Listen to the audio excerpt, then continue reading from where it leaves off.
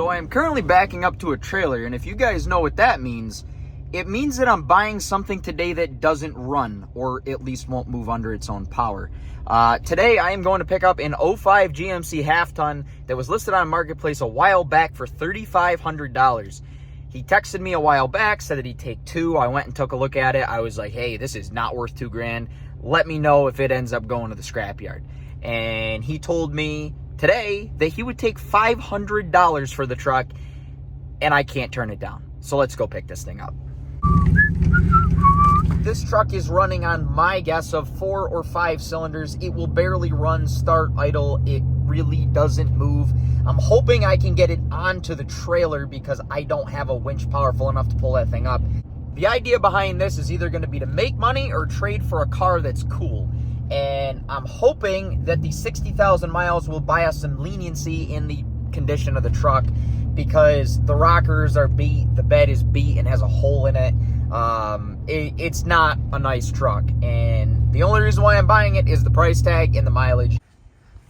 Yeah, you got a better deal. Yeah, hopefully I don't have to put a ton into her.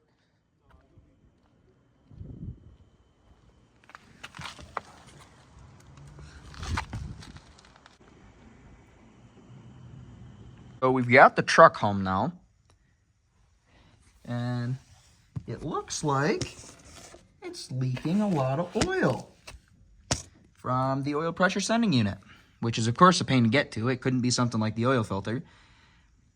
I am not going to record this part because I'm sure you don't want to see it, but I got a new oil pressure sending unit because it was pouring everywhere. But to get to the fun stuff of this video, I have to stop it from leaking 5 quarts of oil in 3 minutes of running. And it has been maybe a week or so, but we've got some injectors in. So we're going to go home, open these up, and try to get these in to get the truck running. It's either spark plugs or injectors, and the guy said he did plugs and wires, so we're starting with injectors. I'll show you how bad this thing's actually running. When I picked it up, it was actually running worse. It'll actually hold in idle now.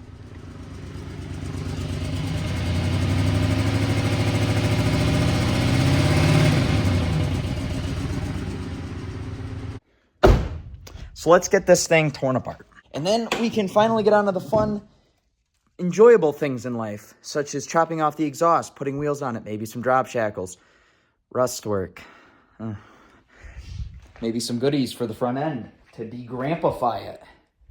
And as much as I thought I'd never say this, I might buy fender flares for it.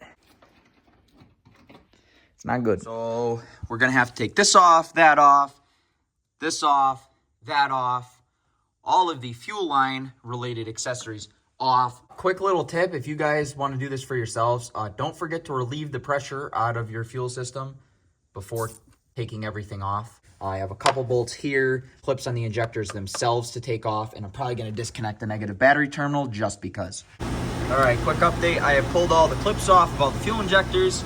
I have relieved the pressure. Now I am taking the crossover rail, or whatever you want to call it, out. This is a T20, and then I'm going to pull those out right there, which are both 8 millimeters. I have the first one out. We are 20 minutes in, so I think we're making pretty good time. The other side is going to be the same exact process, I do believe. The clips for these kind of just press out with both of your hands. You'll take 2 fingers, pull outwards, and it kind of just slips over like this. If your new ones didn't come with these, try not to lose them because you might need them again. The guy did tell me that he put 2 injectors in this truck, one on the passenger side and one on the driver's side. You can see that these are OEM Delphi injectors, and then this one has a different colored seal on the top and the bottom, and it does not have that Delphi tag on it, so he must have replaced this one. As you can see, we have all the new injectors in there, Delphi fuel rails, so this is original as well. I made sure that all of our connectors were in the right spot. Now I'm just going to press everything into place. Put a little lubricant on the O-rings, which probably wasn't necessary, but I've always known that to be a good trick. So the passenger side's back in, and I put these dorky little clips back in. Normally I wouldn't, but it's only got 60,000 miles on it. So I probably should treat it mostly the right way, considering I have those clips. We've got 3 of the new ones in and 1 of the old ones. You can see these new clips aren't the greatest, so I'm squeezing them so that they lock onto the tabs here, because the old ones lock really nice, of course, because they're original. but these ones aren't. We're trying to put the driver's side fuel rail in now. The driver's side's usually going to be more of a pain, and you cannot put a dirty O-ring in there. Cameraman, please grab me a rag. Wipe them both off. Okay. All these things go in here, like so. And then fuel pressure regulator line goes here. And then fuel line, we have to pick the right one here, the one that has the fuel in it, because somebody abandoned the old fuel line. Fuel line in. Doodads here. Not going to go too tight. We don't want to strip it.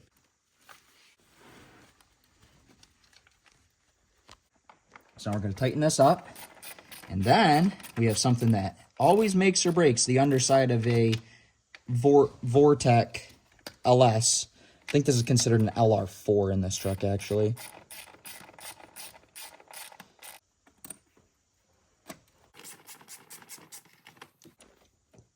So we're putting the battery terminal back on now.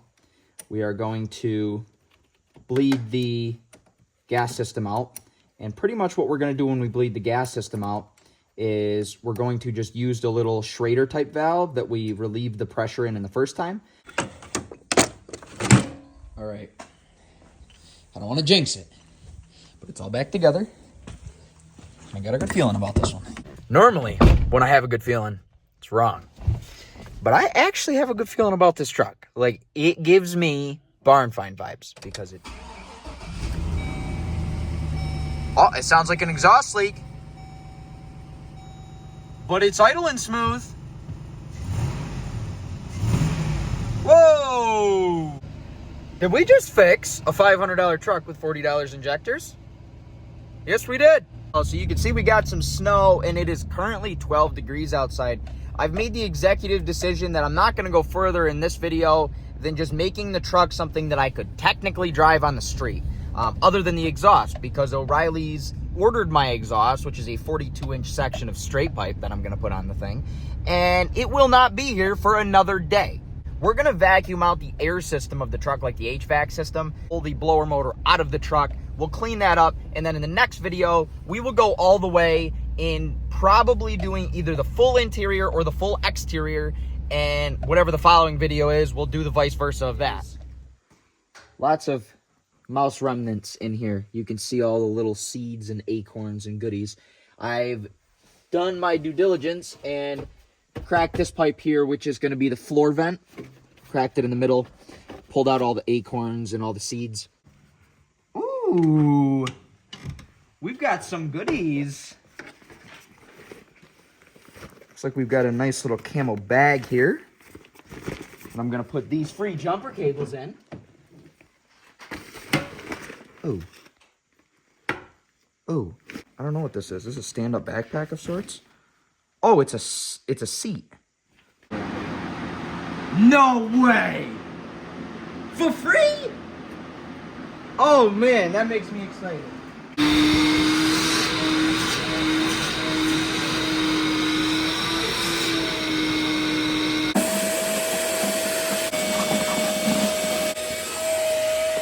Not that these seats are gonna matter because we're swapping them. I just don't want them sitting with the mice remnants and smelly stuff all over them.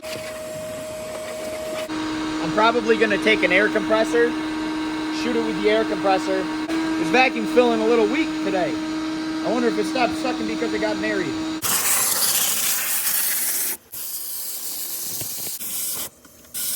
We've cleaned this twice already, and stuff just keeps on coming. So we're gonna drop the blower motor. We'll clean that out, and then move on to next video where we have some more fun, but actually put an interior in this thing and start doing meaningful things other than cleaning up mouse remains. While I have cameraman slaving away for a second time, we're going to use a little bit of spray paint and touch this up. This is not the right way to do this. I just don't want it to continue to rust. And it looks worse. We're still gonna put fender flares on it, but it looks worse when it's brown than when it's black from far away. And we'll do this too. See, it's not better, but it kinda is. We pulled the blower motor out pretty quick and painless, just a tab and a couple of screws on the resistor. We're gonna blow into one of the vents, suck it out of the other at the same time so that I stop making a mess. See what this thing's name is. I know a lot of these things have names. Oh my God. That was a terrible idea. Alright. Let's see if she has a name. I don't know if the work truck trim's got the little sticker. Oh, maybe this one's been replaced. It's got some like chalk markings on it and stuff. Only a part number, so I guess we have to come up with our own name for her. So the truck is fully blown out now. We're just gonna throw the blower motor back in, do one quick sweep with the vacuum cleaner, and then we'll finish off this video. As of right now, because I can't leave things alone, and I did break this the last time, I stripped this, and I believe it was already stripped, but I'm going to blame it on myself because I probably would have stripped it regardless. Well, these side post batteries thread pitch is, I believe, a 3/8 by 16. So what I'm doing is this has a washer thing built into it. So I pressed a washer that's too big for this into it. This is the end of the connector. And then you slide this into it. So although I don't have a barrel, the barrel is going to be the new bolt that I have for it.